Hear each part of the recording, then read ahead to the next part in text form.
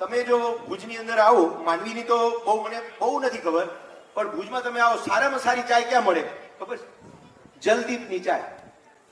જલદીપની ચાય તમે જો પીઓ તો વટવાળી ચાય, એલચી વાળી તમને ચાય મળે, આદુ વાળી ચાય મળે, ફુદીના વાળી ચાય મળે. અચ્છા, અત્યારે ટી પોસ્ટ કરીને એક ફ્રેન્ચાઇઝી ચાલે છે, બરોબર?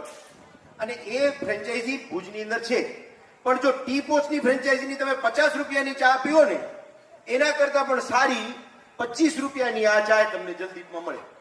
અને એ એકદમ ક્વોલિટી કોન્શિયસ, એટલે બીજી વસ્તુ લોહાણામાં જે આપણે જોઈએ છે, ક્વોલિટી, વેલ્યુ આપવાની વૃત્તિ.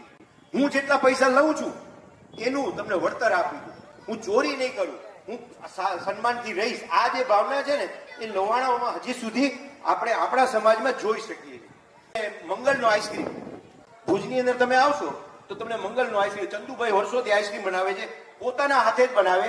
એનો માણસ સામે બેઠો હોય, પિસ્તા બદામ બધું તોડે, આ બધું આપણને દેખાડે અને ક્વોલિટીની વસ્તુ આપે. તો આ જે વસ્તુ તમને